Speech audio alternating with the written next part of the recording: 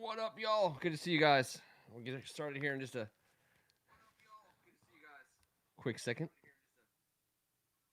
Was that you?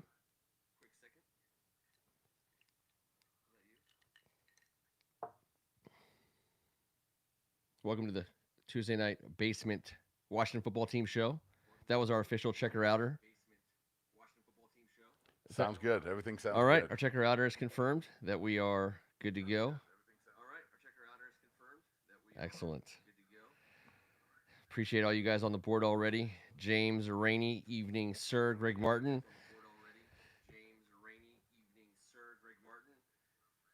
That's me.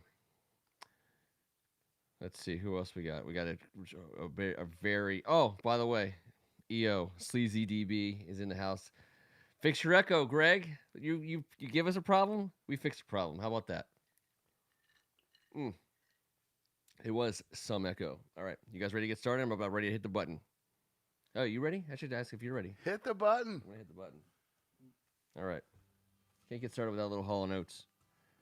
Feels like a Hall & Oates kind of night.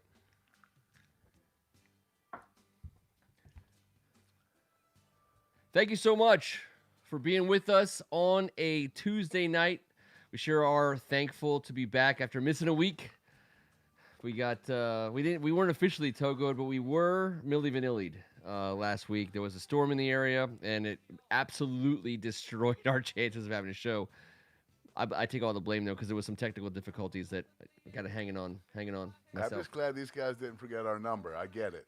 We blamed it on the rain, but it's all or nothing this week. We're ready to get up and get after it. And as you know, I am a big Milli Vanilli guy. So many activities. Not gonna lie about it. I'm just not gonna lie about it.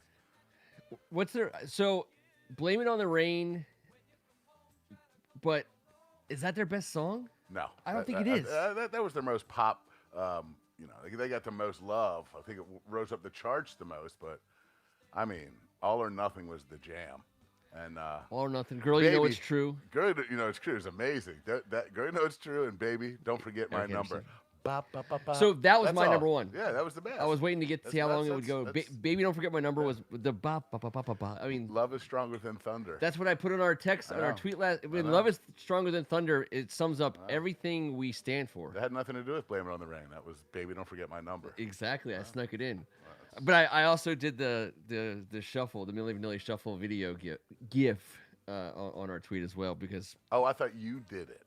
I should have. Because I should have. I wasn't wearing enough velour to pull it off. Something we could keep in house. We need a different hairstyle, but we can make it work. Greg Martin says, Girl, You Know It's True" was the taped track that got him killed. Yeah, and listen, Joe Murphy's wife, Shelley Murphy, lives in Bamberg, Germany. No longer. That's where they met.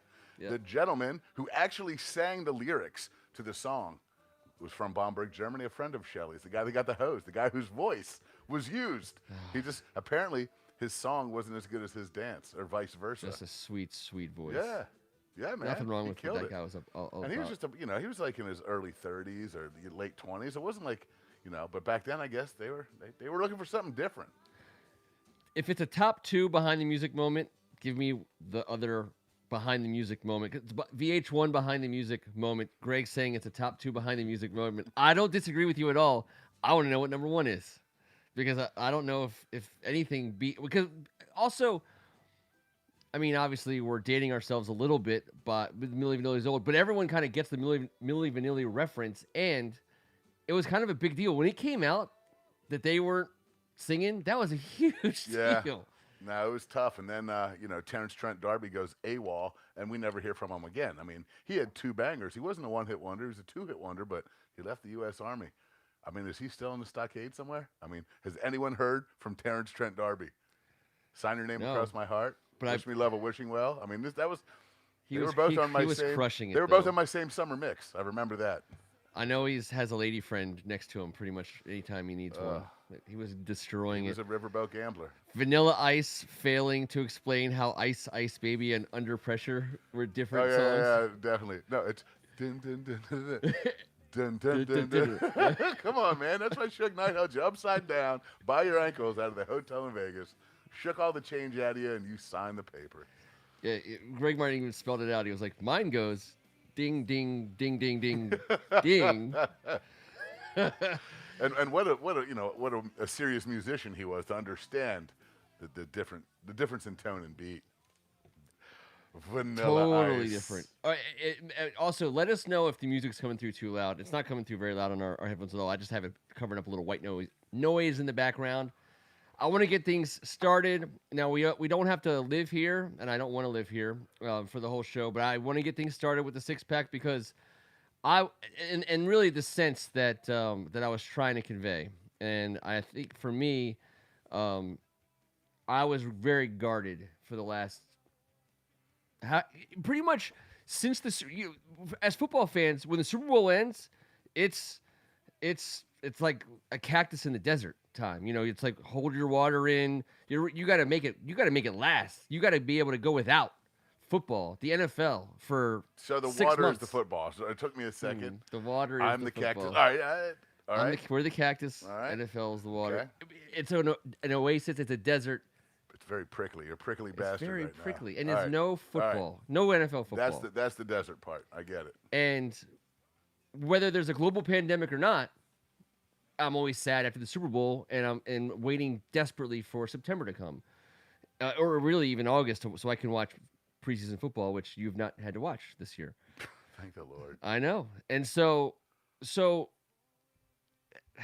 obviously the whole world everything's just been terrible for a variety of terrible reasons, and we don't mean to make light of any of them, but. No, we're being positive tonight, brother. Never, We all but know the reasons. none of the last however many months of this terribleness has included the lack of the NFL on schedule. So the NFL starting on schedule is a huge deal because it will signify that the global that things are as they should be, and I'm totally okay with saying that even without a preseason schedule. So I've been guarded. I've been protecting myself from letting myself get a little bit too overexcited about the beginning of the NFL because I knew that if I went all the way there and then we lost it, it would just be that's to me that's when it would sit in. I love NBA playoffs, love the Stanley Cup playoffs. I watch them religiously. I love baseball, obviously, our defending World Series champions, but football is football. The NFL is king, and when and everything terrible that's happened in the last 5-6 months, it will be bracketed by an NFL season in some way, shape, or form. And I just think that to me, today, September 1st, is the day when I get serious about just letting it all hang out, hopes-wise, that it's happening. We're here. Fantasy football drafts are happening. We're at full speed ahead, and I'm just giddy. You sneak in that fantasy football drafts are happening. They're going to happen regardless, but Ken, I was agreeing with you the whole entire time because it is September 1st, and it's okay to get excited right now. And I've allowed myself to get excited this week since we got the report from the NFL last week that 0 positive tests from the players. That's what gives me the positive hope. Now, we all understand that there's some hurdles in front of us, but I'm not worried about that yet. I'm super pumped about September 13th. I cannot wait for the opening weekend, and I'm going to take it week by week because that's all we've been doing, and I'm kind of used to it because that's what we've been doing around the house. That's what we all been doing lately, so let's take it week by week. I'm not worried about how they're going to dice up the fantasy football money. I'm worried about how many Sunday footballs I can get under my belt, before the flu season hits or something happens or there's a stumbling block or how they will deal with it. We'll have to shut a team down here or there and how the NFL will respond to all that. That's not for us to get excited about. This is. It's football season. And I'm looking down here at a Redskins team with a whole new regime and a whole new attitude that it is exciting because I have had my blinders on. And Ken, I always thought the NFL would do their damnedest. So did Always. you. There's no doubt in the fact that they are the monster on the block. They're the bully. They do what they do, and then they wait for the reaction. They don't wait to sit around and be told anything. And they've set this up from day one. They said this is what we're doing, and that's how they've attacked it. Never once did they show any ability to falter or that they were going to push back. So for week one, you know what would be really cool? When week one goes down. Week one, man. So I'm taking it week by week, Ken, and I am so fired up I am. Yep. Week one's good enough right now. Let's take a peek at it. I want to see what the feel it has. We've watched. Golf seems to me to the sport that rises to the top for me because it seems the most normal. It doesn't look a lot different. You're not getting shots of the galleries. They're just doing the tight shots, and you don't see anything different. You don't hear anything different, aside from maybe the roar from those last 2 putts last weekend when the number 1 and 2 golfers in the world went at it, and DJ and John Rahm were rolling them in from 37 and 66. 66 and the roar was feet. like, "Brr." But I didn't care because the roar at my house was nuts. It was awesome. We'll see what that brings. NBA's done a good job of packaging, I think. NHL's a little different, but it's okay. Baseball's been hurting Can we me. announce that we're Baseball's going to been be hurting here me. for Sunday on the 13th? I think so. I mean, I want to make sure at least I'm planning on being here, so you can announce that. we're going to go live on opening Sunday. We're going to do a tailgate show, and if it's just this group, it's just this group. I hope there's more. Show. We're going to do a Hogs Haven Washington football team tailgate show live from the basement, and we're going to talk. We're going to have cousin Donnie in the corner giving glued to his 3 cell phones named Rhett Donnelly, giving us every update that comes through across every Twitter feed because we're at 44 and 45 respectively. Whoa! I'm 44 right now, brother. Oh, that's right. I don't know what you're talking got about. a week, I got some time. You got a week I got to some go. time. At 44 and 44 respectively. That's the picture on our show Double tonight. Rigo down here. Let's hang on to that as long as I possibly can. I know you're ready to get rid of it. We have to rely on someone who's in the early to mid 30s to millennial out on like 5 or 6 Twitter feeds and just feed us like starting information and fantasy information. So because I'm bringing Fat Nose Tony for the lines. You got it. And we're going old school there. So we're betting the ponies. Yeah, man. Whatever we got to do. Fat Nose Tony's got the ponies lined up. He knows how to do it. What's up, AGH? Good to see you, my sir. man. Nasta. We are gonna be here on Sunday. We're gonna do what we're doing right now, right this very second. And if we can pull it off, we may even be able to pull some people in. We'll have more information on that next week. But we will be on NFL Sunday. We will be talking football on NFL Sunday. So hopefully you guys can tune in and be a part of that before the game and all of your respective tailgates. Ideally, that's what we would like to do. I'd like to pull in various tailgate parties from wherever, and we have the ability, I believe, to do that, and we'll work that out. So if you are going to be partying somewhere on opening day and you want to potentially be a part of our show, we would love to have you. Reach out to me. It's like a mixer. We're gonna mix it. I like it, man. Let's get a million of them in here. I feel like we can absolutely pull that off, and we'd love to. Thank you, AGH. We'd love to get you guys involved in that, because football's back. And the best part about NFL football for us is always the family side of it, the hanging out, the enjoying it together part of it, good or bad. But I'm focusing on the good. The first question of the night, and we will get to just some roster prediction type stuff. We're pretty close to the season. Everyone kind of there's enough. We put out a bunch of roster predictions on Hogs Haven. Everyone has an idea. There's a lot of pretty locked in slots, but the first thing I want to talk about, and this is where I wanted to pick up from the 6-pack, was this idea that the Washington football team has enjoyed the benefit of a bubble, not a COVID bubble, because the NFL doesn't have a COVID bubble, but the sense that they've been able to kind of operate without there's not a weekly preseason game to create a big hubbub about. There's not. Obviously, we weren't on Hard Knocks. Yeah, they're covered, but no one thinks anything about our team. Everyone has us pegged at almost at last or amongst the worst teams in the league. And Ron Rivera has been just quietly working with these guys and getting ready for an NFL season. Yep. I don't think he's going to show up, with his pants down. I just don't. Well, to be fair, I also don't think that Ron Rivera is going to loosen the buckle. But I will say this. It just sucks for Ron Rivera being a first-year head coach not having the ability to do this, Ken. As much as I don't like the preseason, if it was scaled down to 2 games, I would like it half as much. Dislike it half as much. But, the problem with him is these young guys, this turnover of the roster, this culture, this turning over the whole entire scenario while fighting cancer, might I add, and gaining a new business partner in Jason Wright. Essential essentially a new business partner. He has got no time out there that you can see some of the combinations he's trying to use at some of the different positions. How about special teams? You draft guys based on that, and you raise them up to be starters in the game. And you don't know if they can play damn special teams because we haven't run it. How many times can you run two? How can you take 22 guys and go live and run kickoff at camp? You're just begging for 4 injuries. You're just begging for the worst of the worst. Yep. You can't do it. Yes, you can stay in your lanes and you can pick up assignments, but until you fly down there, until we say Kalike Hudson, which we know we're gonna say see him flying down on special teams making plays, but it's all strictly based on reputation. He's never done it at this level, and we know what a jump that is. So that freaks me out a tad bit, watching Ron Rivera have to deal with this, because, Ken, his parents are not going to be down, but this team has not been together. There is nothing that says that this team has.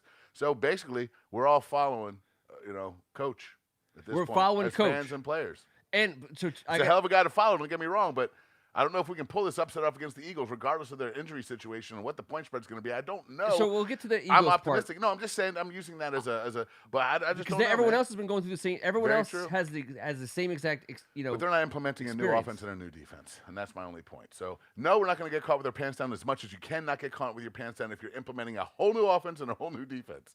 So versus other guys doing the same thing, I'm taking Ron Rivera all day. In the grand scheme of things, it's the NFL. Who the hell knows what's going to happen out there? Do you think this is what ultimately kills kickoffs in the league?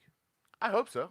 I don't see any need for it. I think there's got to be smarter people than I to come up with a solution. I don't have a pressing solution, but you're watching these guys go down there and just maul each other. You don't practice it. There's never a practice. Not a single you can't coach would ever in his right mind say, I want you 11 guys to run full speed at these 11 guys in our practice. Like, no one is ever going to do it again, forever. And they call it thud, Ken, and thud is a protected above the waist scenario, but thud is also a one hit and hang on. But you got a guy running down and kickoff begging for his life, chasing his dream, chasing that big, huge check that he might never see again. Well, he doesn't want to play thud. He wants to go down there and knock the piss out of number 44 and get his face on tape so everyone knows exactly who number 36 is. And that's the problem. You can't do it.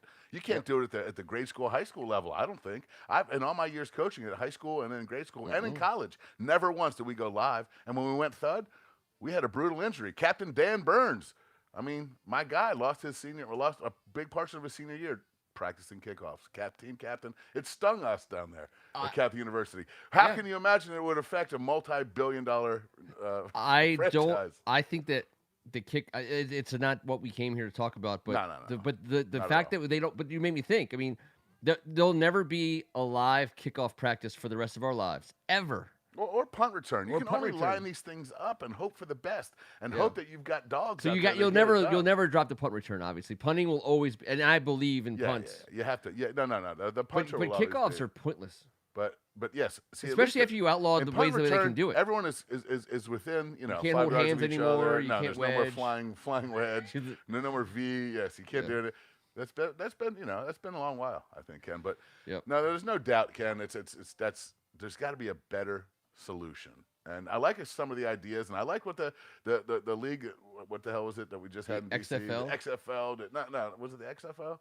Whatever, that they lined up down there and inside the 20, and they had to kick it, and the two teams are facing off with like 10 yards apart. Yeah. And when it crossed over them was when they were allowed to go. Like, that made sense. No problem. There's no reason for these guys to be running down 40 yards downfield and freaking mauling each other. You're just begging for it. You're begging for a long-term injury. You're begging for all of it. I love the brutality of the old school game. I also like the smarts of the new school ideas, and that's definitely one of them. So I'd like it to be a little bit more brutal, just not in the kickoff game. So moving to kind of our cleaning up the idea that I'm still fighting saying Did Redskins. Mike Sellers hit you in kickoff return practice? I'm still fighting saying Redskins every time. Yeah, me too. But yes, Mike Sellers did hit me. Picture of Mike Sellers at practice going, never mind. Yeah. Everyone, you guys get the picture. Let's practice that again. Run it again. Run it thank again. you, sir. No, thank you. Mr. Sellers is a grown-ass man, and I quit. The idea that the Washington football team, I gotta keep practicing that, has benefited from this. I call it a batten down the hatches environment. Now, the problem, obviously, for what I'm trying to argue is that this organization has made a ridiculous amount of headlines in the past month and a half. So my argument's flimsy out of the gate.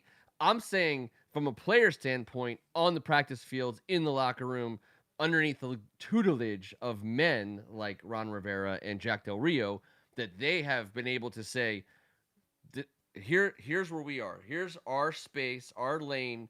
Forget about all the ridiculousness of what's happening with our disgustingly morally bankrupt steward and his machinations over the last 10 to 20 years in the owner suite. So and the Geis, release is also problematic to my argument. I guess for me, the last point I'll make is I've come into a lot of Washington seasons where Vegas doesn't believe in us, 4 or 5 wins. No, we've outperformed Vegas, regularly, not by much, but we have. It's a good bet. Always bet on the over for wins because nobody freaking believes we're going to win games. So it's an easy bet to make, and it always pays off. So I'm generally, comfortable with the perception of this team being pretty low, the opinion of the team being pretty low nationally, and I think in that regard we've benefited because I think people are sleeping on, and someone made the point earlier. Rob H 4413 made the point. You got talented coaches, Jack Del Rio and Ron Rivera alone. I think Scott Turner, he's pedigreed. He's run a good offense in this league already before. Ron Rivera specifically believes he's head coach material. We know that because he told the Carolina Panthers that. So these are the guys who've been, working 9 to 5 with our players, and I feel like that to us that's the biggest advantage we've had in a long time in the Snyder era is we had it when Shanahan came to town. We had it when Schottenheimer came to town, and we have it now. I would argue that we had it when Joe Gibbs came back to town, but the problem for Joe was that he tried to rebuild some things, and he kind of let Dan do what Dan does, and that kind of screwed us up. Yeah, it's like having a bad contractor, Ken. When you hire Ron Rivera, he came in here to clean house and start all over. And, you start with a roof, and you come outside, and you take care of the windows, 2 of the most important things. And next thing you know, you got to take care of the hardwoods, or the plumbing is busted. So this is a fixer-upper, fellas. This is not we didn't buy this house ready to move in. The cupboard was not stocked for Ron Rivera at any level of the organization. No. So it's a complete brand new start over. And you know what happens when you start chasing down these problems, and you've had many situations. You take care of those windows, and next thing you know, something else is leaking. You got to go take care of that. But after a year or so, you've gotten on top of things, maybe 2 years. You've got the money lined up for it. You've got the idea to get it done. And Ron Rivera is the guy to come set that tone. So when there's little bumps in the road, there's going to be another situation with a Latimer and hopefully not as bad as a Geis. I'm not marginalizing these situations. I'm just talking about how Ron Rivera, and you're talking about, is the guy that we put in charge. It's going to take some time. It's going to take some time. So my point to yours, Ken, is people are sleeping on us, and I'm not sleeping on us, but I have no expectations aside from I want to watch us play live football because I can't wait. That we always talk about. There's 48 hours in a regular season that we can watch our team on television. 48 total hours in a 16-game season that the Redskins are on TV. And I'm just psyched to see where we're headed, where we're going. Does that mean that we have to have a week-by-week success rate on the scoreboard? I'm not approaching the season that way. I'm not. Right. And you know what? That's crazy, and it sounds crazy because I don't play for second, and I love it. But, Ken, having everything that's happened to us and have a guy like Ron Rivera step in and seeing all these youngsters, I just can't wait to see them and where they fit in and how it's going to help us down the road. And I don't think if we lose to Philly week 1, everyone should be bashing it. I don't get that feeling from the fans for the first time ever. And if we improve and we see Ron Rivera's track record, which is steady improvement, climbing from a 2-14 season back up to 6. With Carolina, he went up to 6 wins right away. Then he got to 500. Next thing you know, they're playing in the Super Bowl, and that was what he said he wanted to do here. Well, he's already done it. Yep. And I like his rhyme and his reason. Kevin Gogan, tell me how to pronounce that. I will pronounce it correctly. I pride myself. Kevin Gohagan? Is it Gohagan? I think so. Kevin Gohagan That's a good man right there. Is worried about reports of kind of an offense that's not going to produce a whole lot, and you're 100% within your rights to be worried about that, because at the end of the day, for two things: one, our strength is on defense, and two, our offense is unproven. So Well, 3, NFL, brand new offense, brand new defense, Yep. brand new coaching staff, no preseason. Yep. Yes. Yep. Yes. So- Yes. We're gonna be super wrinkly. it's gonna be a lot of wrinkles, but my thought is that first of all, I think Greg said it earlier this week when I was talking to him. Like the highlight of the season, which I kind of have to agree with him. The highlight of last season was the first half of that Eagles game. You know, Vernon Davis catching that long pass. We're up. Maximum hurdles. Taking it Maximum to the hurdles. house. Giving them that DC flavor. I was like, we're gonna give it to them. It was the season was doing this at the time, and obviously everything from there was not quite that. Let's not do that again. But part of that was no one knows what the hell we're all about. And people know less about us today than anyone would have known about us last year, because again, you don't. I mean, an NFL team has the bodies, the time, and the wherewithal to put a room full of people together and watch a ridiculous amount of tape of every single play that anyone who's going to make that first day roster, they're going to know everything they can possibly know. So there's less information that they can know because of the way that this preseason was run. And that helps us. Everyone knows that Pat Mahomes is going to be awesome. Everyone knows that Michael Thomas is going to be awesome. But no one has any idea, really, because they've never seen him play, how many sacks is Chase Young going to get in his first game. Nobody has any idea what Antonio Gibson is going to do on his first day. No one has any idea what some of these guys are going to do, including us. What I was referencing was we haven't played together yet. Yeah, we haven't played together yet. We'll Inside get there. those whistles. But some of Those those gentlemen that you're talking about right now, we're going to see some badass individual performances out of, regardless how you cut it. Have they learned how to play together yet, or close, or finish? Not even close. We haven't even started. Yep. But we're going to see some. Hey, the quarterback position, the new rookie defensive end, the future of the franchise, the two of them out there goofing around at FedEx. I was like, they really like each other, and they're taking this pretty serious. Like they're all business. You've seen what they've done, and I'm telling you, that's getting me pumped. That's getting me pumped to see them progress and watch how they perform with all this chaos. So these guys are coming in with a ton of crap, man. I mean, there's been no reps. There's been nothing. But again, to the goodness and betterment, some and reps. benefit. I'm just saying there's been no reps. Because truly, the judge and jury of everything is Ron Rivera. So I was thinking about this yesterday, and I was thinking about how preseason. The one thing that's great about the preseason is there's always these guys who play in the second half of preseason games, who might play the entire game of the last preseason game, but they're on the fringes of the roster, and they become fan favorites. We've seen the Mason Brennan. I mean, Colt Brennan, our man, local boy Mason. We fall in love with these players, and if you want to think that there's a chance that influences a roster decision, maybe it does, maybe it doesn't, because you want to, if someone's on the edge and you're gonna sell an extra 1,000 tickets or so, maybe it impacts the decision. I don't know. None of that this year, and so the arbiter, the only arbiter of everything is Ron Rivera and what he sees in practice. It has nothing to do with that guy who ran for 89 yards in trash time of a preseason game that we can't stop talking about, this dominating ink in the Washington Post that makes it, that John Keim has to tweet about, that Adam Schefter's like, well, word is that the team has to look really hard because this guy's averaging 6.5 yards a carry in the preseason. Well, guess what? None of that happened at all. The only thing that's mattered, the reps that mattered, were the ones in practice that Ron Rivera saw with his own eyes, and he was like, you know what? I don't think that guy could do that in an NFL game, so we're not going to keep him. And that's why guys like that, our guy that just got cut. Exactly. Darvin Kinsey. But you have to look at it that way, Ken. Yeah, and yes. You have to put certain people and work them into the first team to get a glimpse of them, not going against a second or a third team guy to see what he's really got. And that could stunt a tad bit of someone else. Every rep is very important. You've heard that a million times. But all of a sudden, especially with the O-line, we're retooling guys and putting them in there and trying to figure out who can plug in. At cornerback, at O-line, even at safety, different combos, because you got to see him now. You can't wait.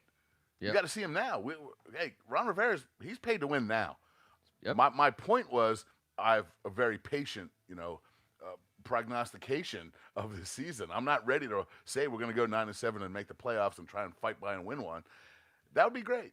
Sure. I'm just saying he's up against it right now, trying to find the matchups, trying to deal with health, trying to deal with how to plug and play. So that's going to be tough. But this NFL, everyone's dealing with it. Ken, it's not like there's a team of veterans that have been together 9 years. There's not. No. Each year, I think you throw all the balls back into the ping pong hopper. Well, but there's older and rotate teams. it again. Older teams. And we've fine. been the older team. And you know what? It hasn't worked out so well for us. Take a look at what happened for the first third of the Major League Baseball season. Some of the bottom feeders, some of the dogs are all of a sudden in first place. Yeah. And no one knows what the hell's going on because, you got to let the season unfold. So if we start off strong, I just want to see us improve upon that. So I don't want to come out there and beat the crap out of Philly and then go, 1-7. I'm talking about building blocks and for the first time in my life, not necessarily the final score, but yes. I'm not going to be happy. I'm still going to feel sick to my stomach, but I'm not going to be sitting there thinking what's going to happen tomorrow. I know what's going to happen tomorrow. Ron Rivera will be our head coach, and that's all I need to know. Some of them won World Series last year, according to Greg. By the way, some of them did. Like these guys right here. Sorry. I know I'm representing the W all over the place. All right, let's talk some positions. Let's knock this out. Where do you want to start? Let's start offense first. Do you want to do that? Yeah, sure, man. All right, let's go quarterback then. First question: are we keeping 2 or 3 quarterbacks? We're keeping 3 because we have to keep 3 because we have to afford to keep 3. And the only way to afford to keep 3 is to keep 3. We're keeping 3. Not a conversation. We're paying 20. Right. We're paying $20+ Yes. million for 3 quarterbacks, Yes. no matter what. Yes, that's So what's guess happening. what? We're keeping 3 quarterbacks. It doesn't help us not to keep Alex Smith. It does not help us. It doesn't change a single doesn't thing in the world. So why not have him around? Because he's super amazing, superstar human being. He's already shattered my expectations, shockingly proved me wronger than I Did ever you could say have he been. rotationally fractured your expectations? No. I'm happy about it, and I didn't want to be right. I wanted to be wrong. Yep. I am shocked, stunned, and I am in awe of what a man that is. What a stud, man. What a badass. The movie's been cast. Sure. He's taken a snap this season. Sorry, T. You should buy that bottle of Red Breast 15 now. Honestly, I'm dead. I was dead wrong, and I'm shocked. But when he took reps against a live pass rush, I couldn't believe it. Yeah. I welled up. I couldn't believe it. What an amazing story. I know that doesn't make it to Hollywood. No, but he's already far surpassed. It's going to make it to Hollywood because the hospital scene where he almost dies is going to be worth. Is going to be the payoff. Here's my Alex Smith prediction. I think that Scott Turner and Ron Rivera like Kyle Allen enough to where they would let him run this offense, and therefore I think that Alex Smith's opportunity. So here's the way I think it's going to be written out. It's either going to be the way it happens in reality or the way the movie goes, but it's happening one way or the other. He's coming in relief in a game as the backup, and then the following week Kyle Allen starts.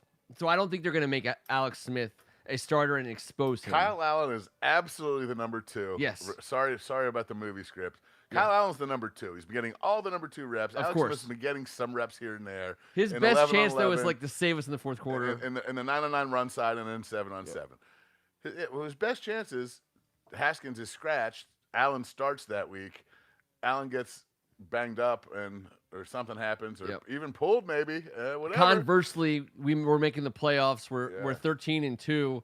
And we've locked up the 1 seed, and Alex Smith is getting that start. And the whole world will be watching. And the whole world will be watching. All right, let's move to running back because that's been a big topic of conversation on the board tonight. Adrian Peterson's making the team. Antonio Gibson's making the team. That's 2 running backs. How many running backs are we keeping? 5 all day. I don't see how there's not 5. There's no way Bryce Love gets not dropped, 5. Right? I mean, I don't see how there's not 5. Now I'm McKissick, Barber. I've never seen McKissick or Barber or Gibson play specials or Love, but I just don't see it. If you go through them individually, like all the national publications love to say who will be the surprise cut this year. Well, it's Adrian Peterson for them every year. Congratulations, he's not going anywhere. He's been held up as an example by Ron Rivera all through camp. Here's how you do it. He knows how to do it. This is who does it. He says he wants to be here for 5 more years. I don't doubt he's here for a couple. At least this season, no doubt about it. Could Adrian Peterson end up with more years as a Redskin than a Viking? After we just talked about Alex Smith, and I've already been wrong with one prognostication, I've now said that word He's twice. not making a ton of money. That dude is a physical freak. That dude will play for the league minimum. He's already made his fortune. Yes. He's not asking for a big contract. If he wants to do that again for another 2-year deal, I cannot see why we would not do that. If we're going to change the culture around here and talk about hard work and how to get it done. He's a Hall of Famer. He's a Hall of Famer, and he's 35 years old. And if he's a running back who can defy father time that way, mother time, father time, I never know if time's a dude or a chick. But It's a dude. Minnesota, he played Nature is a lady. Just so we're clear, he played for Minnesota for 11 seasons. 2007. No, well, he's not playing for us longer than 11 seasons. Okay, I totally 10 is fine. Listen, I'm saying he could play for us for 2 more seasons. Maybe I was getting crazy. I thought for some reason I thought it was he like said 7 5. I say 2, but he's a physical freak. And Ken, he is the godfather of that running back room. The godfather. Like, all those guys, look at you got a first-year guy, and then 2 vets that have been around a couple years that have never been the main dude. That's the guy you need in there, regardless. And he needs to be the guy that gets the carries late in the game, because who else on that roster right there besides Peyton Barber is a big, burly man that you want to hand the ball to on 3rd and 1 to ice the game? It's Barber, or it's actually Peterson. No, that's what I'm saying. Yeah. But we're falling in the trap because Gibson is is not the smallest back we have. I'm not falling into any trap. Gibson is not a short yardage guy. He's been a perimeter guy, an outside I know, but guy. He's never been a between the tackles guy. Maybe he can be, but no chance. But he's 220. No chance. Could they figure that out now? No chance. J.D. McKissick is a pass catcher. But Gibson is bigger than I think he's being. It doesn't matter about bigger. We're talking about leverage and typecast. Sure. The people are talking about him as a wide receiver. He's a running back only. He's a running back. But have you seen this guy's wheels and jets? Is he physical? Sure. But Adrian Peterson is a different strong. He's a country strong, bad dude. And there's no chance that you can't have him on the roster. So I think the only argument is because McKissick and Gibson and that certain personnel, you're talking about 2 pass-catching freaks on the field at the same time. Peyton Barber would be the only guy, I think, that has a chance to get cut, and they love him. I think they love him. All right, so let's talk about... I got 5 at running back. How many tight ends? Tight ends, so Ron Rivera, speaking to the media, has specifically got the 3 guys that we know. You know, every time he talks about the tight ends... Thomas, Sprinkle, and Henches. Our boy. No. Thomas, no. Sprinkle, Mr. Baugh. Mr. Baugh, the 2018 Ohio State grad that we signed in the offseason, has been lighting it up at camp, and apparently he has 0 athleticism, and he's all heart, and he's a blocking stud, and he's all over the place. He's had a great camp. He talks about those 3. I certainly believe that one of those 3 will not be around when it's all said and done. Logan Thomas is the guy. He's the athlete. He's the pass catcher. He's the guy we're going to use in the passing game. But Mr. Baugh and Mr. Sprinkle, one of those 2 guys is going to be gone because we're going to pick up somebody. Because apparently Richard Rodgers isn't getting it done. And listen, we all like our Hale Henches, but you know he seems like he's a practice squad type cat. Oh yeah, and that's okay. That's okay. He's good enough. He's smart enough, and God darn it, people like him. Yeah. And he's got a great name. Henches. We need some. Thank you, Greg. We need some love at tight end, and it's gonna have to come in the draft, in a subsequent draft. Sure. That's when it's gonna be. But we took a crack at it, didn't we? You know, we tried to get. But that's why I like Scott Turner's offense. We are not beholden to the tight end in this offense. I mean, I think if you have a great tight end, you can do some things. But if you have an Antonio Gibson and any of the other running backs next to him in the backfield with 1 tight end on the field. Not beholden is very true, but this offense worked at its finest when arguably a Hall of Famer, Greg Olson, was the tight end for him for the eternity of that. Now, that's when it becomes a different ballgame. But, like you said, the position we're not beholden to, not the specific player. Right. If you have a Greg stud Olson, tight end or Travis Kelce. Well, yes, that's going to change the dynamic of your offense because your offense is going to be very flexible. That's what this offense is. It's all about space. It's all about spreading the field width and vertically. And that's why you have to have a big, strong-arm, bad dude at the quarterback position Which we do. and a bunch of speed to negotiate the width of the field. And we're going to attack every inch. And that's part of his whole deal. So it doesn't matter if you do have a tight end, you're going to use those inches of the field. That's all I'm saying. Those henches? But beholden, we are not. And it's not going to be those henches. Those henches of the field? If it is those henches, then shit. I know. And I like old Hale. He'll be on the field by the end of the season just because. Hale Henches would pass me that way. Hale Henches. I think, but. All right, so we're up to 11 11 players. Let's Okay, go man, go on, to. pass me that whiskey when we get here. We're going to offensive line. How many offensive linemen are you keeping? Now, there's a rule this year. You can keep an extra offensive lineman on game day, correct? Yes. Um, From what I understand. From what I understand. Who am I not to believe you right now? All right, so let's start on the right side, okay? On the right side, Morgan Moses and Brandon Sheriff are locked down. And at center, we get a little bit more cute because I think Chase Rouillet is like the Reed Doughty, the modern day Reed Doughty. Oh, stop. I know. Sorry, I don't mean to Chase Rouillet. I love Chase Rouillet. Okay, so but don't Reed Doughty him. I'm going to Reed Doughty him in this way. He's going to get Andre Johnson, and then you know how that ends. I do know it always ends with a bad Johnson. It's a terrible story. Johnson in the end zone.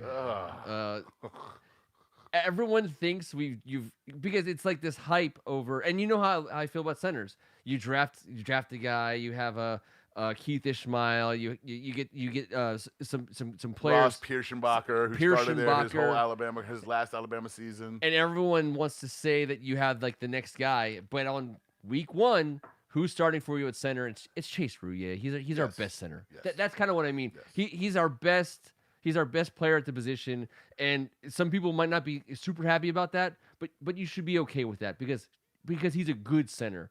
And there's better centers in the league, but the Washington Redskins offense at center is just fine with Chase Rouillet this season. It's not even close to our hole on the offensive line. 2 days ago at camp, they had Chase Rouillet at left guard. I know. Keith Ishmael at center. But that's because of what we talked about previously.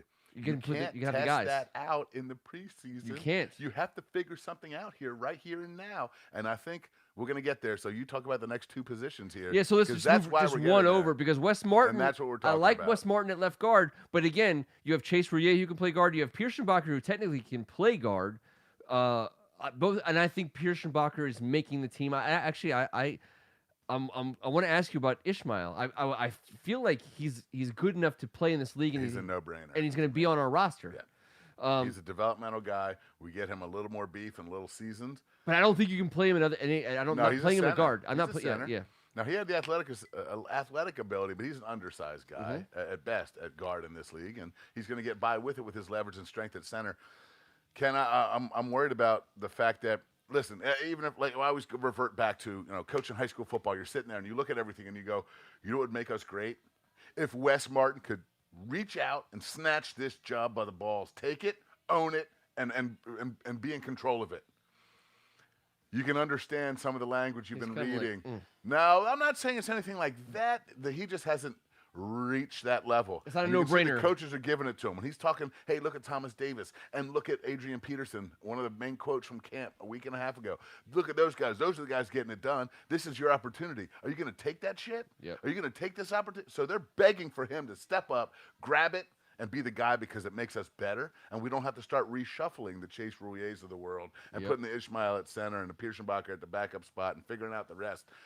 Wes Martin hasn't gotten there yet, and there's a couple guys here, Ken. I don't know who you like over there, but I know that there's a guy by the name of Joshua Garnett that really jumps out in my mind because this guy was a high school superstar, and as we covered the sport, we knew he was one of the top recruits of the nation. This is an Outland winner in 2015. I mean, the dude's a Stanford badass. We all know how the program is run there. It's an NFL-style offense. We're going to smash you right in the mouth. Scott Turner-style offense. We're going to smash you right in the mouth. We're going to smash you right in the mouth, and we're going to drop back and throw it 100 yards in your face. We're going to win a ton of ball games every year. We're going to get 10 every year. He's from that program where he was a consensus All-American. So he gets drafted. He starts as a rookie, and he's a pretty good player, man. But he can't stop getting hurt. Ken. Now the reason why he's here is because we brought him in because Wes Martin wasn't getting it done, and Wes Schweitzer, who we bring in at the end of the season, has been hurt all camp. We haven't seen enough. But I have a hard time. I don't think we can cut him. I don't think so either. The guy started 36 out of 46 games for the Atlanta Falcons. You see that right then and there, and you go, wow, we didn't have that in the last few years. Yeah, and that guy always plays for us. Now, he was on the roster for the Super Bowl team, but he was not available. His next year, he started. And that team was, I believe, 10-6 type team. He was not your orthodontist, Greg. Wes Schweitzer was his orthodontist. That was an 11-win team that he started on the entire season. So these are the guys that you hope one of these guys blossom, or then you hope someone else gets cut. Well, We got to go grab someone. But the guard position seems like a super worry for Ron if Rivera. you have to go grab someone, you're not going to be able to grab someone better than Wes Schweitzer if he's healthy. I hope so. If he's healthy. Yeah. So that's a guard. So at left tackle, it gets super interesting to me because obviously I love drafting left tackles. We've got drafted 2 in the last 3 years, guys who we drafted to play left tackle, not college tackles that we plan to move inside. Jaron Christian and Sadiq Charles. So Jaron Christian is right now he's doing what you were asking Wes Martin to do. It seems like.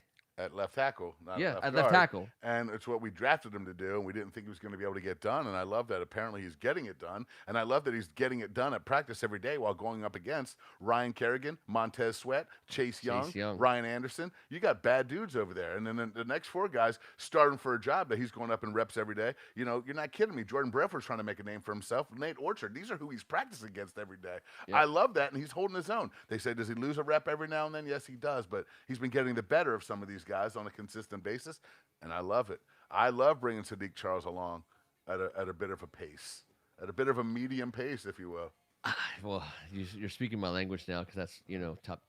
That's a top 10 song for me.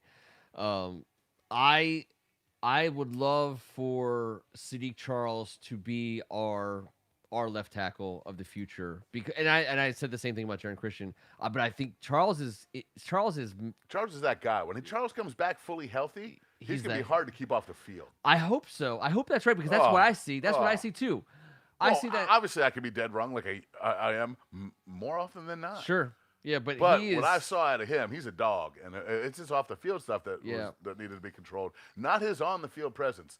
I mean, he was as closely related to the athleticism as Trent Williams as anyone in this draft. Don't hear that wrong. In this draft, he most resembled Trent Williams as a left tackle. Yes. A lot of guys were bigger, stronger, had higher numbers, and blah, blah, but no one, his athleticism. Is he a tad bit light in the ass for an NFL left tackle? I think so, but that has not been the problem with him in the SEC. We'll see. Nope. But here's my thing about Charles and Christian is that as happy as I've been that Morgan Moses has played well at right tackle when he's been healthy, he's also not been healthy a lot as well. And so if Charles and Christian are both healthy this season and they have to be pressed into action at bookends, we could be doing a hell of a lot worse. And I've seen it, and you've seen it, and we've all seen it. So we brought him in as a swing tackle. Yep. So let's get some new jet swing. So that's swing 9 offensive linemen, or is that 10? Yeah, that we have talked about 9, Ken, and I think 9 is the max. But there's one gentleman that we brought in this offseason as well who has started a lot of football games in this league. Cornelius Lucas. Ray Brown. I mean Cornelius. 6'9", 330-pound monster. Yep. This dude's a behemoth. And he's like in Wildcats. He's like I can't remember his name in Wildcats. It was World. Was his World? Name. Yeah. World. He's World. He's like World in Wildcats. Hey, but that's 10. One of those guys has got to go. And is it old Wes Martin for not winning the job? I don't know. He's been running with the ones. It won't be. It'll be Schweitzer. I think it would be Schweitzer before Martin. Well, I think it would be Schweitzer before Martin too, only because Schweitzer has gotten here and not been able to perform. Yeah. And you don't make the team when you're when you're in the office. You got to be on the field. Or unless they feel like they can sneak Ishmael onto the practice squad, because that's a gamble. Maybe. I mean, I'm not saying. Listen, they got a lot of these decisions they got to make. sneak. I listen. But you're saying 9. This is the fun part. That's 20. I think having 10 O-linemen, and I know it depends on our understanding of this rule of keeping the extra guy on game day and blah blah. So if there is that extra guy comes in, well, that's your 10 right there. You say goodbye to a Timon Paris, who we've kind of tried to bring up and bring along, but that was the last administration, not this one. I don't know if he fits the bill for what they're looking for what Scott Turner's looking for. So other than that, Joshua Garnett is the guy that would but he is fallen flat too because of injuries. So this is a guy that started on his rookie season for the San Francisco 49ers had a heck of a year. Pass me that bowl of ice, sir. I can pass you this ice. I'm just saying that gets us to 20 players. If we're going to say 9 offensive linemen. I think it's got to be 9 offensive linemen, and we'll put a little asterisk there for that swing man. Let's talk wide receiver. That's the one that, man. How many wide receivers are we keeping? Well, it's a minimum of 5, a maximum of 6. Is that what you're thinking there? It's 5 or 6. I love that sound. Um, I would gladly keep 6, but I don't. Cam Sims all all right. lanky So running down McLaurin on. obviously in. I mean, Sims obviously yeah, in. just All right, the star obvious those up. ones. No matter, no brainers. Gandy Golden obviously in. Liberty Bibberty. What about Inman? That's just not a nickname that sounds good in my ear holes. That's fine. That's fine. I know you say that, but you have a lot of good ones. But Liberty Bibber. My family loves that commercial, and it sticks out, and so Liberty Bibberty. Well, if they're all listening, I apologize. That's okay. That's All right. We got 3 right Eric, here. the loose Stout. By the way, the loose Stout is by far one of the most delicious bottles I've ever had. This isn't loose Stout. This is just 12, but you have a good eye for that. So we're talking Inman. Yeah, and you know what? It freaks me out. Inman is the one. He's in. But Inman's the one that just. I know. 10-year pro on 9 teams. Bad football teams have guys like Inman starting for them. And right now, yeah, unfortunately, or fortunately, maybe he'll be good in this offense. So is he starting for us? I think on paper right now. Look, Gandy Golden should be, but he's he's a rookie. He's raw as crap. We knew that when we drafted him. Yeah. That's not disappointing. He came out of camp. People marveled at his athleticism, size, and speed. What's up, Rob Cohen? It's the rest. You're It's never him late. figuring it all out. So, Dontrell Inman, that's the name that freaks me out because it just does. 10-year pro with 9 teams. All right. Decent production McLaurin, years ago. Sims, Golden. Inman, Golden. That's 4. That's 4, and those 4 are definitely making the football team. That's right. I have a 5th guy that I believe is definite, and I don't see how he couldn't be. It's got? Isaiah Wright. Yeah. I thought you were going to say Cam Sims. No. Isaiah Wright fits the bill. Isaiah Wright's going to return punts, kickoffs. He's 6'2", 220. He is people keep comparing him to Antonio Gibson.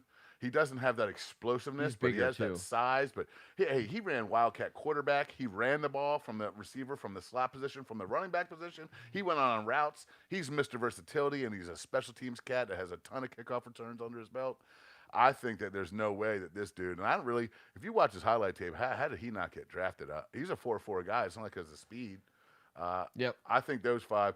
Isaiah Wright is a beast. I want to see him. He's a tough dude, man. I want to see him in the burgundy and I gold. would love to see him in the slot. He can play in the slot. I know he can. I don't know if that's where they're going to play him or not. But to me, in situations, if you bring, because I love the idea of big, strong, sizable guys in the slot. Well, they have to go against big, strong, sizable dudes that they're more athletic than. I know. So you got to get physical with him in the run game and beat him in the pass game. That's He's right. perfect, and I know that's what you were getting to, and I know. I love physical. I'm sorry. The 6'2", 220 in the slot. The Yes. Anquan Boldens of the world. Yes, on 3rd and 6, you might not get as loose as a little quick sucker. But guess what? If we run the ball on 3rd and 6 because we only see 6 in the box, then who's going to block that dude? He is going to crack down. I don't care if it's a strong big safety or a dime backer. I don't care. If it's a little guy that's undersized, you're not getting the job done out there. And you are with the dude that's 6'2", 220 from Temple because he's a beast. So I'm throwing it out to the board right now. I want Eric Anderson to answer this question. 5 or 6 wide receivers. We're not moving forward until we hear your answer. 5 or 6 wide receivers. We got 5. Isaiah Wright's our 5th. The 6th would be Cam Sims or Trey Quinn. That would be what I think people would think. Mm-hmm. I'm going to throw the name Jonathan Johnson in there, Ken. All right. He's that 5'9", 180. He's that speedster, but it's that game speed. And I don't know how much of that we've got out there. Obviously, Steven Sims has got it, and Terry McLaurin, no big deal. Those are our starters. But to come in and replace that speed, I don't see any.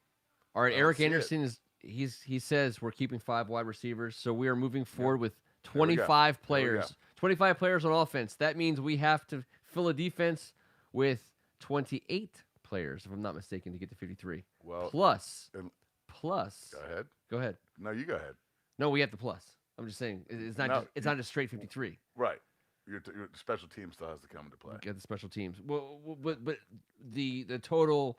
All right, so let's start on the defensive line, and let's knock out the obvious ones, right? Well, let's go DN first, because that's the most obvious damn thing in the world. Sweat, Kerrigan, Young. Hey, I love James Smith-Williams, and I know they're trying to teach him some versatility. Sure. We'll see. That could be a practice squad guy, no doubt. Nate Orchard and his effort last year.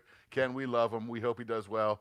I don't see how you crack that top 4 though, and Ryan B and Jordan Brailford, who showed some flashes here, according to Mr. John Kime, who loves the dude. I just think it's the wrong place, wrong time for Jordan Brailford to come off an injured season to go up against Kerrigan, Sweat, Anderson, and Young. I think that's pretty self-explanatory. All right. In fact, easier than that would be the defensive tackle position. Do we even need to say the 4? Payne, Allen, Ioannidis, Settle. I mean, who else could possibly? So that's 7. Caleb Brantley's the only guy that would have given any sweat right there, any reps, and he backed out earlier on due to COVID, and you got David Bada. I don't know who you are, David Bada. I'm not Sorry, gonna buddy. lie. But I think that's pretty self-explanatory. That unit right there, that's Is it 7 or 8? Did I count them right? that's 8. That's 8. Oh yeah. Kerrigan, Sweat, Anderson, Young, Payne, Allen, Ioannidis, and Settle. Let's see. We don't need to talk about them. I don't think that's something we need to dwell on. But let's move to linebacker. Mm-hmm. So, Reuben Foster, John Bostic, Cole Holcomb, Ryan Anderson. So here's what I'm reading. Okay. And by the way, that's all I'm doing. I don't know a damn thing. I don't know as much anything. as anybody. From reading between the lines, I'm getting the idea that, well, J.P. Finley, credit to J.P. Finley, reported that he's been off to the side, and I don't know if he actually witnessed this or spoke to someone that spoke to him about this, but he's got no explosion. Who's this? This is Reuben Foster. He's had a rough 10 days. He is having It a hard is. time getting back to the pace, which he was. Which makes sense. His body has been Yes. obliterated. So I'm nervous that he could be a Is he the surprise cut? I think he could be the casualty of this season under the idea, and I know that that's illegal in this league, but when you got 7 of your closest cats in there with you and a team that took a shot on you when you were dead in the water for some other stuff, that maybe he goes IR, and then this is his final season, that we have any control of him, that we bring him back next year and keep moving forward. That's worst case scenario. That's my surprise cut. All the national publications want it to be Peterson. We already discussed that. That's my surprise guy, Ken. If you're out there and it's not working, and you got some other clouds above you from the past, and there's a culture change, I'm not saying we get rid of him totally, but I think it makes it a lot easier to make him a guy that goes onto the IR, and maybe you bring him back. I'm not sure, but Is he an easy cut for Rivera because of his? By the way, history? IR before cut is my opinion. I don't want him to be cut. I think Okay. he could be the surprise cut, though.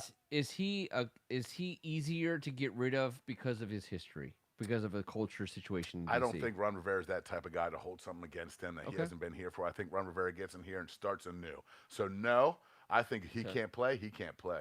And if Reuben Foster can't play, then there's no reason to keep him around. No reason to keep him around. 100% agree. Do we agree that Bostic's our starting middle linebacker? I do not. I think Thomas Davis is our starting middle Sorry. linebacker. So you have a weak side, a strong side, and a middle linebacker. Give me your 3.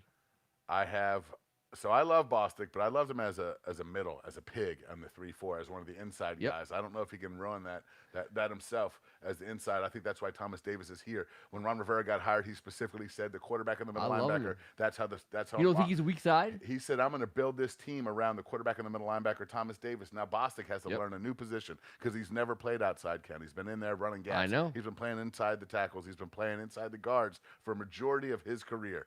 You got a Cole Holcomb that can play the weak.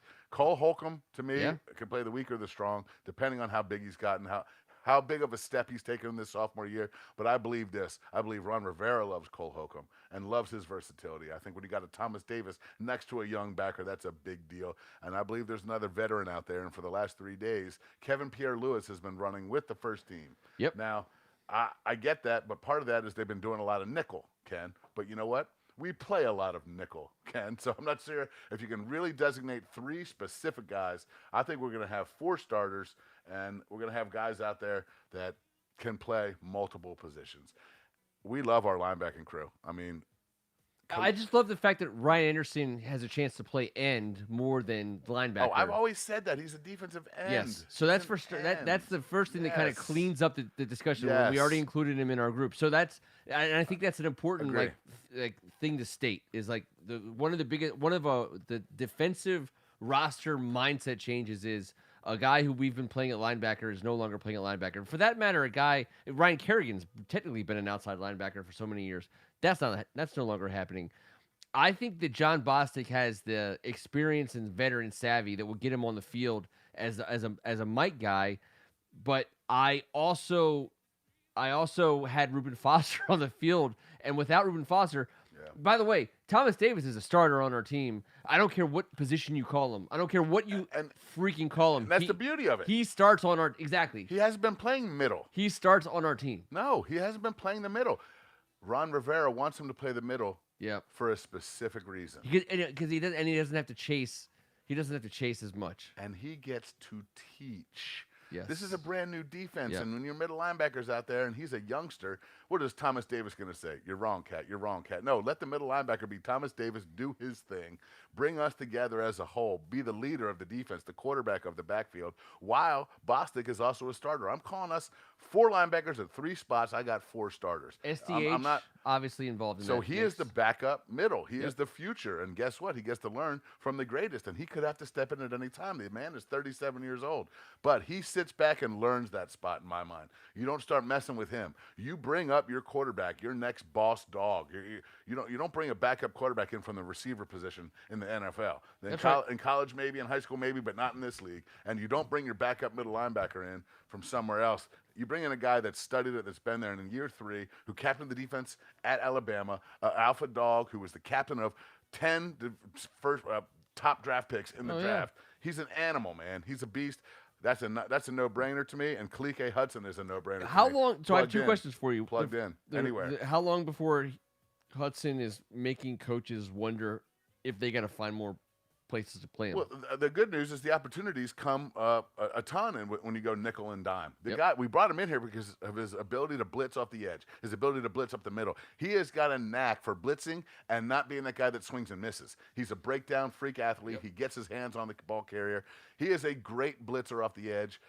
That's the deal. And special teams. So there'll be plenty of opportunity for him this year, but with this crack staff, they'll be teaching Kalike how to get it done for the next 4 for us. Rob H steals my next point when he says, because he said Thomas Davis is the new London Fletcher. My point about Thomas Davis is that, and give me a second to get there. John Bostic is the cagey veteran workman like linebacker who will always have a job in the NFL in this stage of his career because he can play, he's smart, and he can play. And so he's going to find always going to have a job. And Washington Redskins have been the home of guys like that. And they've latched on, and we've had our Ken Harveys and our London Fletchers and our Marcus Pattons and our Marcus Washingtons and guys who have left other teams. And Wilbur Marshall. Wilbur Marshall, but Wilbur Marshall was sought after free agent. We won his rights, but we love these guys. They're older players, but they're veterans, and veteran linebackers get it done in this league. And John Bostic is a classic example. But John Bostic, we were lucky to have him last year. We were lucky to have John Bostic last year, and we were fortunate to re-sign him. He stood out last year. But Thomas Davis, that's your London Fletcher. Thomas Davis, that's your aging, older, veteran presence who can still get it done at a super high level, in my opinion, and is the guy that we're going to fall in love with in a way that never would have happened with John Bostic. And not just get it done, but what John Bostic can't teach is this defense like the back of his hand that Thomas Davis has run underneath this man for a very, very long time at a very high level. This is the guy you want as the captain right now for this season. He's no our man. doubt He's the about guy. it. He's the guy. It just has to be that way. And Rivera's first presser, he said, underneath at the quarterback spot and the middle linebacker spot. He has been true to his word with everything that he has said. And I'm taking him for his word, and that's why I got Thomas Davis in there, barking signals on the defensive side as the captain. So we were 25 on offense, 33 after the defensive line. How many linebackers total? That's 6. That leaves out Reuben Foster on a possible IR for half the season. So giving him a chance to come back in the second half after week 8. So we're 36 after we get through our front 7. Let's talk cornerbacks. How many cornerbacks are we keeping? Got to keep 6. That's always been the rule of thumb for me, I think, as I do this for the Redskins every year. And, specials, these guys get it done out there. They got to play a lot of snaps. Kendall Fuller. No brainer. No brainer, Kendall. No Ron brainer, Darby. He's had No a great brainer, Moreau. camp. Hey, Ronald Darby's had a good camp. Everyone Yeah, keeps buzzing about him. he can play in this league. I love. Oh, he's a freak talent in this league. His problem is staying healthy in this league. That's right. If he can do that, we'll be all right. Fabian Moreau is a no-brainer. Jimmy Moreland's the no-brainer. People's Corner is a no-brainer. Now we have That's the 4 conversation. down to the last 2. All right. I think Greg Stroman is the leader in the clubhouse with the rest of these names. Give me the rest of the names. Greg Stroman, Danny Johnson, Aaron Colvin, Ryan Lewis, Simeon Thomas. So I'm a Danny Johnson guy, Me personally. Too. Okay. Me too. I'm giving Stroman and Johnson the That's last what I 2 got spots. right here. I got 1, 2. As you can see right there, I Stroman Johnson you before you could Stroman Johnson me. Don't just Stroman Johnson me. This is yet another Tuesday night where I've been Stroman Johnson. That's the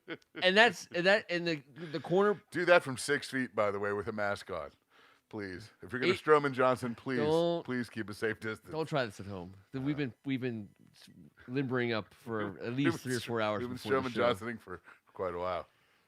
That's 6 defensive backs or 6 cornerbacks, I should say, and I believe that we don't need to go any further on cornerbacks. Yeah, Aaron Colvin is the guy that we added last year that people talk about maybe making the team, but let's just scratch him out with Lewis and Simeon, and let's get on to the safety. So that gets to 39.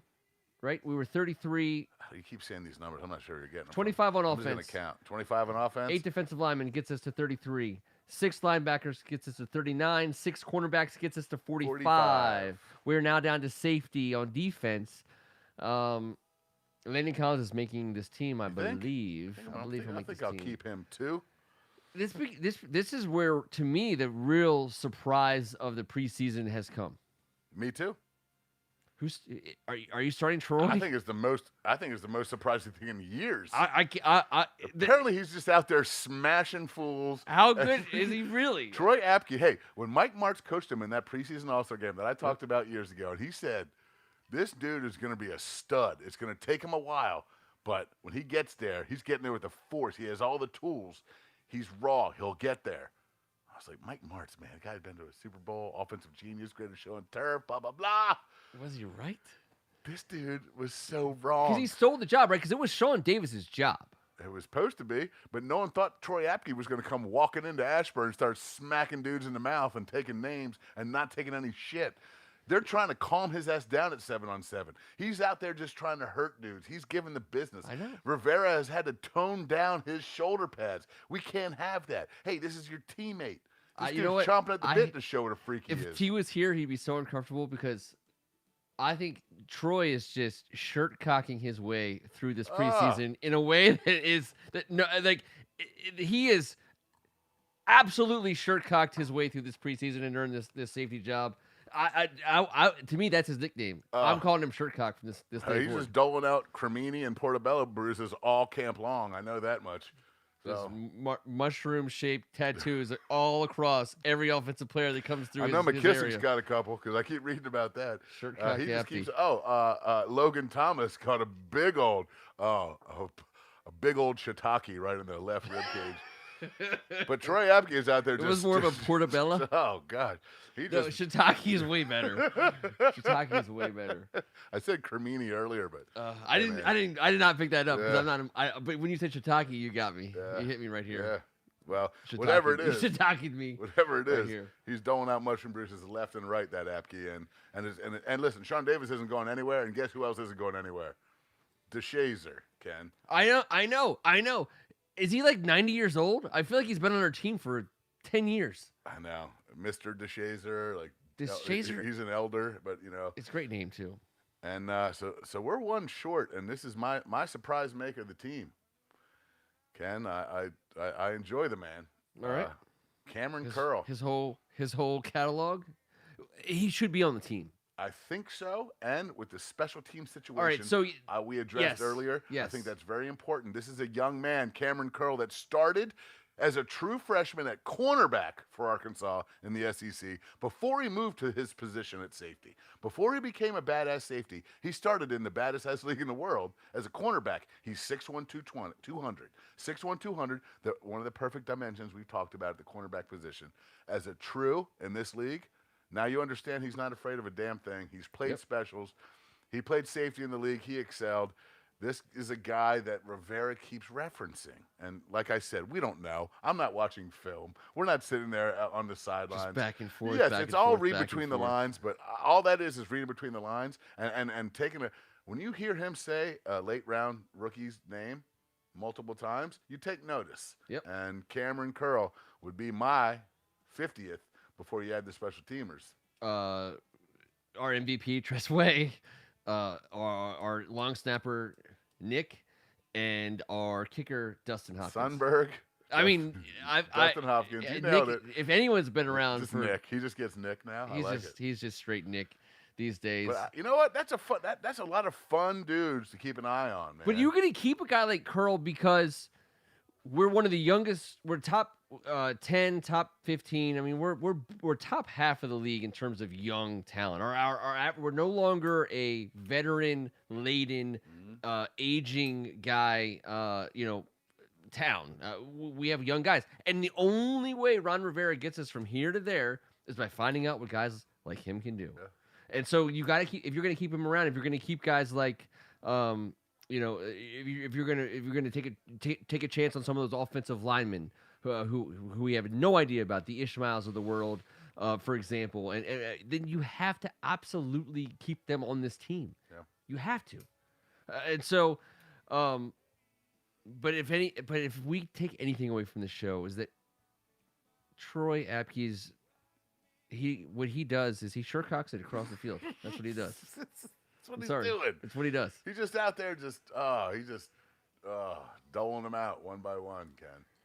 I watched Deadpool so many times over the last 3 weeks during this pandemic. It's like ingrained upon my head. But then I see Troy Apke, and I'm like, that's what he's doing. Yeah. It's just straight shirt. And him and Landon Collins has become what? Mushroom and onions. That's our defensive mushroom backfield. and onions, liver and onions, the mushroom and onions, not liver and onions, mushroom and onions, onions and peppers. The People's Corner, local boy, local hero, Yeah. Kendall Fuller. Local hero, Ronald Darby. Yeah. So there's some local flavor with some mushrooms and onions with Jimmy Moreland in there, JMU. So we got some local corners with some mushroom and onions for you. Here we go. And let's circle And that front all the seven. way back to the front. All right. Dwayne Haskins at quarterback. Yes. In week one. You're talking about local flavor still with Yes. Chase and Dwayne. Yeah. Yep. I'm excited about the fact that there was all these possibilities that people were game playing out and Monte Carloing out over the last 5-6 months with Alex Smith and Kyle Allen. And is Dwayne any good? And is he going to be able to handle it? Is he really an NFL quarterback? Blah, blah, blah. He's committed himself to working out. And let's you can applaud see it that with real your quick eyes. because, hey, he got called out. Yeah, he and got called out. And he freaking responded like a champion, like a professional. Yeah, like someone who's making millions of Yes, dollars exactly. to make his body look like Yes. a professional athlete, and it does. Hey, It does. 6'2". I think he's 2 pounds more than Deshaun Watson, same height. Yeah, he can play this game. Picture Deshaun Watson gliding around yeah. and being tough as nails and winning. And our guy's the same size now. He's not the fat boy we drafted. We got some good food around here, and I guess Ohio State Dining Hall treated him well. But look at him now. He says he's lost 20. That dude has lost 40 pounds. He looks That amazing. Well, he was fatter than 232. I'm going to tell you that right now. Yeah, He was a 250 cat on the. and that's why you just get cemented Right. into the pocket, and that's when you start taking hits you shouldn't And be now taking. he looks like he can glide. He looks like Deshaun, man. He's out there. He's got the long arms. He's got the glide. He's got a little speed to him straight ahead. And he'll have quick, early, underneath options. Yeah, If and he's he a pocket guy. If he can use his head and get rid of the ball, he's going to save himself a ton of heartache and pain. Here we are, September 1st. It's Tuesday night. We are a week away from being inside that first week. We're a week away from being 2 days away from the kickoff of the season. When we talk next week, we'll be talking about, being less than 48 hours away That's from a crazy. game That's crazy. in the NFL. It's a crazy. huge thing. And we're 12 days away from seeing our starting safety Shercock straight across the field. And that's kind of what I'm looking forward to the most. And what I'm looking forward to the most is that the Philadelphia Eagles fans will be not Shercocking it in our stadium on the 13th. It'll be Totally empty? totally empty. I know. Totally empty. Just making sure. By Totally choice? By choice this time? It don't matter. It's a beautiful thing. It's a great way for Rivera to start off. because I believe by the time he's done doing all this, that he will have got this thing back on the up and up. All you guys out there lining up your Sunday routine that are on this show still, and we appreciate you. Everyone who started out has pretty much made it to the end. Thank you so much. You guys have something going on Sunday. Please let us know how we can maybe try to work you in to our Sunday experience. I don't know how it's going to go. This is our first year of actually doing something on an opening day Sunday or Sunday at all, but we're going to do it. This is our basement studio is going to be open for business. We would love to have you guys ideally Skyped in. Skype is our main way of getting you guys in here. We'll figure out a way to do it. But let's get together on this. Let's make it fun. That's kind of all I want to do. Let's separately do this together, like we've figured out how to do everything in the last 5 months. Why not? That was the other thing that came to me. I was like, man, Redskins fans have solved the virtual versus in-person experience already. We already figured that part out. Yes. We knocked that out like 8 years ago. That's a beautiful thing. Yes. Oh, really? Oh, you want to do this? Oh, you guys want to watch the game together from Carolina and Wales and Georgia? Yeah. Yeah, I'm good. Nobody wanted to be at FedEx Field more than me for 21 years. And I went there until all of a sudden I was like. No, I knew you were nearing the end of it. I respected everything you did. I was the last guy there. I was right there. 10 years previous, 15 years previous to you, I put in a lot of work. I know you did. I know you did. I knew it had to happen. It had to happen. But we're going to make it better. The remote learning model, we're gonna crush it this year. And to be fair, I worked the best shift in the state of Maryland on Sunday football. And yeah, you instead of spending $500 on Sunday, I made at least $500 on Sunday. Yes. And yeah, that was a pretty good thing for family. But of course. But I could always use Dan Snyder as my crux. I did, and I still will, and whatever. But I love the way I do it now, with my family, with my friends, Let's try that for opening day. Roger Goodell, do the right thing. Get this guy out of here. Yeah. Wow, that's a lot to ask too. It'd be so great. It'd be so great. We'll just have Rivera beat cancer, figure out the team's name, rebuild the franchise, pick where the stadium. Have an ownerless team. And have you ever had a coach-centric thing? Pick the owner. Yeah, just feel like. How about Rivera does it? He's pretty good at all this crap. Can hey, you Rivera, some billionaires? That'd be amazing. You're like the best dude around here by far. Could you just make this happen? There's a world of politicians and crummy NFL owners and crappy front office. Hey, Rivera, well, what do you got? Knock this out of the park. Yeah. And he would. I would hope he would name himself and then give the Redskin fans autonomy, just like the Packers fans to vote on, important deals. This says we started streaming 41 minutes ago. I don't think that's true. No, it's like an hour. That had to be at least. That's a solid hour. This John Denver's full of shit. All right, guys. Oh my lordy. We're coming back next Tuesday night, hopefully with a little bit of a different setup. Hopefully with T Strachan back in the mix. We miss you, T. We appreciate the fact that we couldn't get Matt Swope on. We're going to be getting Matt Swope on our WCAC Spectacular. I know there's a couple heads on tonight's show who are going to be queuing into that. Appreciate you guys hanging out with us. He's Kevin Ricca. Yes, always, guys. We always thank you. It just makes it so much fun. And it'll be awesome if in about, I don't know, a week and a half, we could do a little something like this on opening day because, what are we going to do? No one's gathering in the stadium. No one's tailgating outside of it. Virtual tailgate. Let's do it. Looking forward to hanging out, boys. Yeah, sorry, AGH, you're right. Over an hour. Rob Cohen, appreciate you. All you guys, Greg, first of all, your wedding, your bachelor party, all these things have to be scheduled. If anyone's scheduling around football more than Greg Martin, I don't know who is. And he's doing a great job. And his wife is totally supportive. That's the key right there. I never heard of a more supportive bride-to-be than the future Mrs. Greg Martin. So if you're paying attention to any part of this show, I hope it's this one. You have one heck of a man. All right, you do. He's a great guy, and you've done well for yourself, Mrs. Greg Martin. But more than that, he has decided that she's been on the phone for the last hour, which is also great because that's freed up Greg for our time with us. It's kind of been great. AGH, I know it's like 5 o'clock in the morning. Appreciate you hanging out with us this long. Rob, Eric, Everybody who's been on the boards all night long. James, obviously, I mean, can we do this without you, James? I don't think that we could. So thank you for being with us all night long. We'll be back next Tuesday night. Until then, I'm Ken Marangolo on behalf of First Amendment Sports. This was Thank God It's Tuesday. We're still live. Still live.